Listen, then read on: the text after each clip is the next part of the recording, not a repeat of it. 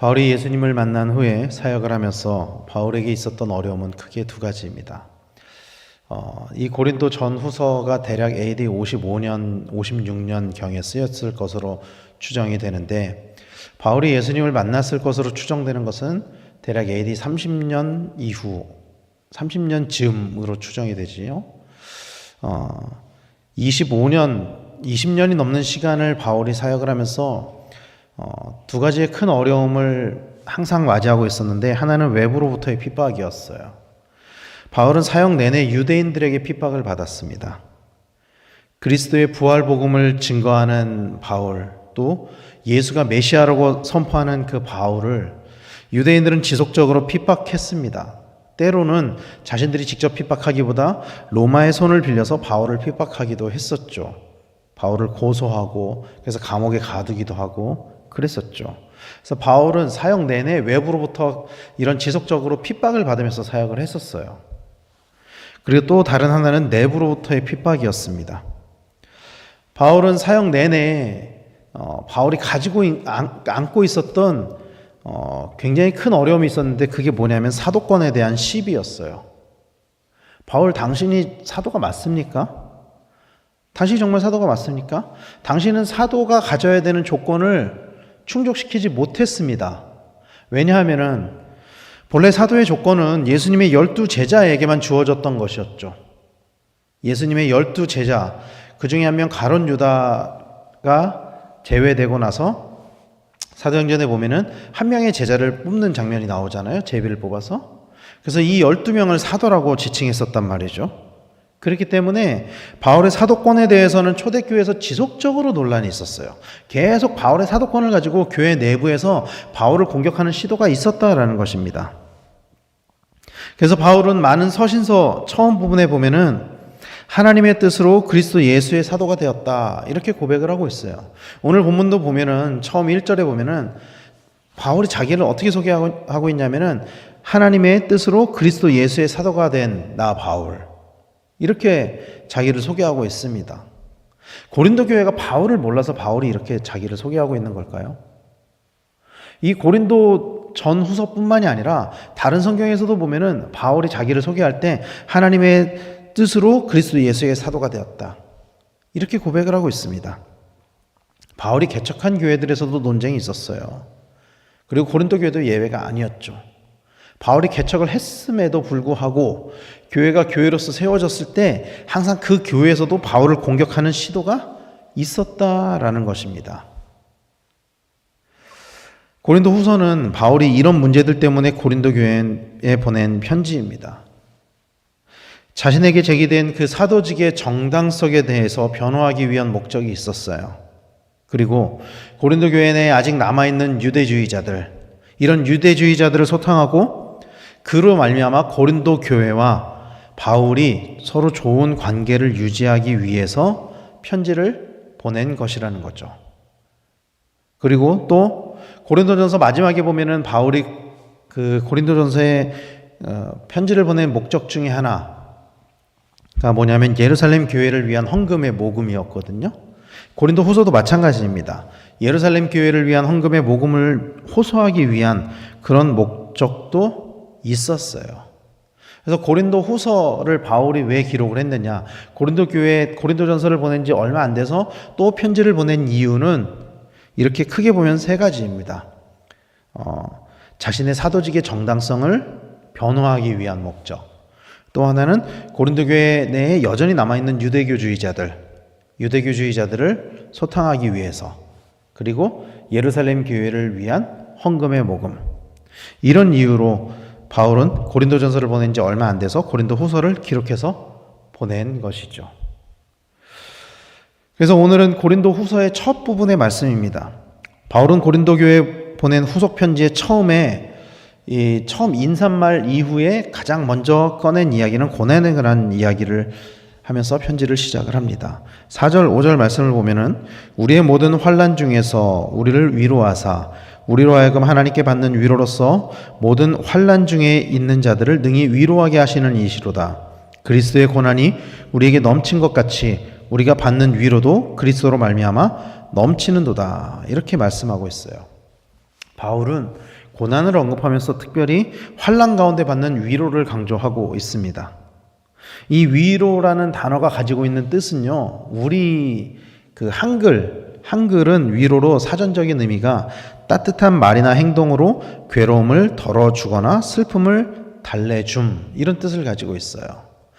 우리가 위로가 뭔지는 굳이 설명하지 않아도 어떤 뜻인지 다 알고 있죠. 그런데 오늘 본문에서 위로로 번역된 헬라어 파라클레세오스라는 이 단어는 단순히 어떤 안정을 주기 위한 것들, 긴장을 완화시켜주는 것, 이것만을 의미하는 것은 아니에요. 여기서 그치는 것은 아닙니다. 이 위로는. 이 원어가 가지고 있는 위로, 이 단어가 가지고 있는 본래적인 의미는 위로보다는 격려의 의미가 더 강한 단어예요. 격려의 의미. 그래서 실제적으로 하나님께서 구해주시는 것, 그러니까 단순히 그냥 마음이 편하게 해주는 것을 넘어서서 정말로 하나님이 구해주시는 것을 포함해서 삶의 모든 문제들을 견딜 수 있는 방법을 알려주시고 훈련시키시며 도우시는 그런 하나님을 의미하는 거예요. 여기서 말씀하는 위로의 하나님은.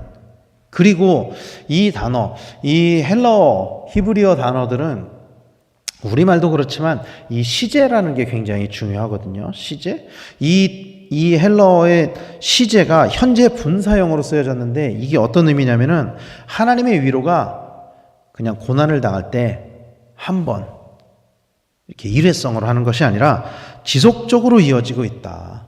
그 하나님의 위로는 우리를 향한 하나님의 위로, 고난을 당하고 있는 가운데 우리에게 주시는 그 하나님의 위로, 하나님의 격려, 우리를 실제적으로 구하시고 우리를 도우시고 우리를 훈련시키시는 것, 이런 하나님의 속성은 한 번에 그치는 것이 아니라 계속적으로 우리에게 주어지고 있다. 바울은 이렇게 말씀을 하고 있는 것입니다.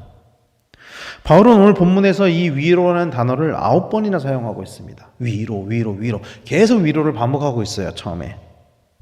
그래서 바울은 자기가 고린도 교회에 편지를 보내면서 고린도 교회에 환난을 당하고 있는 성도들을 위로하고 있는 거예요. 그리고 그들을 향해서 실제로 사역하시고 그들을 훈련시키시고 있는 하나님이 지금도 역사하고 계심을 그들에게 말씀하고 있는 것입니다.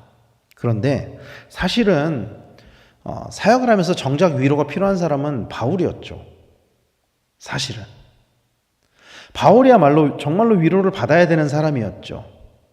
바울이야말로 정말로 이 복음 때문에, 복음으로 인해서 수많은 고난을 당했었기 때문에 사실은 정작 위로가 필요한 사람은 바울이었지만, 그러나 그럼에도 바울은 오히려 편지를 쓰면서 가장 첫 부분에 고린도 교회를 위로하고 있는 거예요. 그렇다면 왜 바울이 먼저 고린도 교회를 위로하는 모습을 보이고 있는 것일까요? 이것은 고난을 대하는 태도와 관련이 있습니다. 대부분의 사람들은 고난을 대하는 태도가 두 가지로 나누어집니다. 첫 번째는 그 고난을 힘들어하고 그 고난에 대해서 원망을 하는 사람들입니다. 고난이 찾아올 때 그것을 힘들어하고 그것에 대해서 원망의 대상을 찾고, 또 많은 그리스도인들은 특히 그 원망의 대상을 하나님으로 돌리기도 하지요. 대부분의 사람들은 자신에게 찾아오는 고난을 이해하지 못합니다. 때로는 운이 나빠서, 때로는 실력이 없어서, 때로는 혹은 다른 이유로 자신에게 찾아오는 고난이 있을 때 그 고난에 집중을 해서 앞으로 나가기보다는 고난에 멈춰 있는 경우가 많이 있어요. 그 고난만 바라보는 거예요. 그 고난만. 그리고 그 고난의 원인이 무엇인지 계속 그것만 찾고 있는 거예요. 그것만 곱씹으면서. 이런 사람들에겐 반복적인 위로와 돌봄이 필요합니다. 신앙적으로 보면 믿음이 부족한 사람들이 대체로 이런 사람에 속하는 거죠. 고난이 찾아올 때 그것을 믿음으로 이겨내고 극복하기보다는 그 고난 가운데 일하시는 하나님을 바라보고 그 고난을 해결해 주시는 그 하나님을 바라보기보다는 계속 고난에만 집중하면서 하나님을 원망하고 그 고난에서 빠져나오지 못하는 그런 사람들을 이야기를 하는 거죠. 두 번째는 고난이 찾아올 때 믿음으로 고난을 이기면서 오히려 감사하는 사람들입니다. 두 번째 부류는. 성경에는요, 이런 부류의 사람들이 많이 기록이 되어 있어요. 우리의 믿음의 선배들이 고난이 찾아올 때 그 고난에 집중하기보다는 오히려 그 고난을 이겨내고 믿음으로 극복하면서 하나님께 감사하는 누가 있습니까? 억울하게 감옥에 갔었던 요셉, 고난 앞에서 오히려 하나님 앞에 신실한 삶을 살았었죠. 또 사울에게 도망쳐서 광야로 갔던 다윗 또한 하나님의 마음에 합한 자가 되었습니다. 자신의 모든 것을 잃었던 욥 또한 하나님을 끝까지 신뢰했죠. 감옥에 갇혔던 바울과 실라는 오히려 감옥에서 기도하고 찬송했습니다. 느부갓네살에 의해서 불구덩이에 던져졌던 다니엘의 세 친구, 또 사자굴에 던져졌던 다니엘도 믿음으로 고난을 이겼습니다.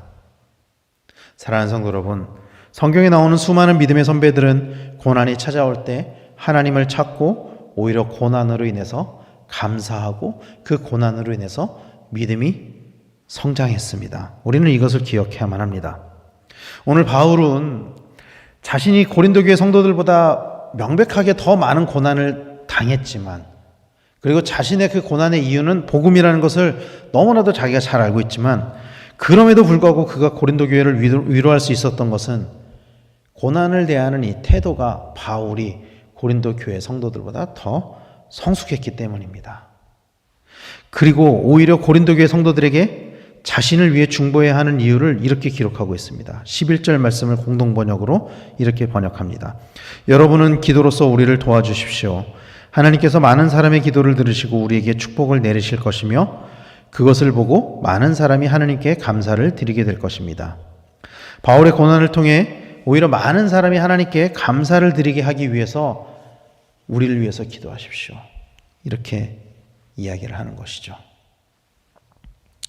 대부분의 경우 우리의 감사는 어디에서 나오냐면은 기도의 응답에서 나옵니다.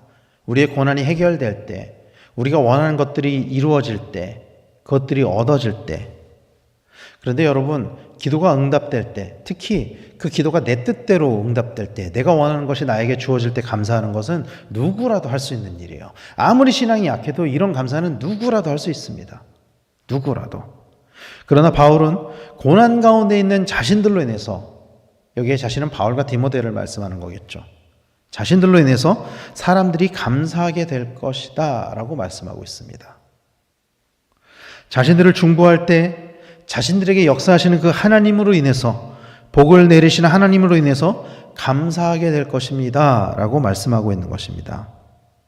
사랑하는 성도 여러분, 좋은 교회, 좋은 공동체는 이렇게 어려움이 있을 때 서로를 위해 기도하고 그로 인해 감사의 제목이 많이 생겨나는 교회입니다.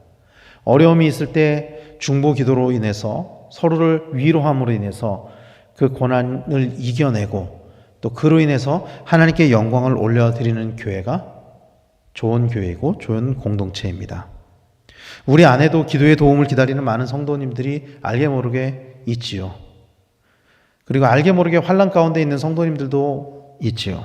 다 알지는 못하지만 우리가 함께 기도하고 중보할 때, 이 바울이 고린도 교회에 그런 것들을 요청했던 것들처럼 우리 또한 우리의 지체들을 서로 돕고 위로하고 중보할 때 하나님이 그들에게 복을 주실 것이고 그로 인해 우리에게 감사의 제목이 넘치게 될 줄로 믿으시기를 바랍니다. 그래서 고난이 찾아올 때 그 고난을 기도로 이기고 승리하시는 우리 성도님들이 다 되시기를 간절히 소망합니다. 바울은 자신이 사형을 얻었다, 정말 살 소망이 없었다라는 그 상황 속에서도 고린도 교회를 위로하고 또 고린도 교회뿐만이 아니라 자신이 개척했던 교회들, 자신이 복음을 전했던 곳들에 복음을 증거하고 다시 한번 위로하고 그 고난을 이김으로 말미암아 그들에게 하나님께 영광을 돌리게 하였었어요.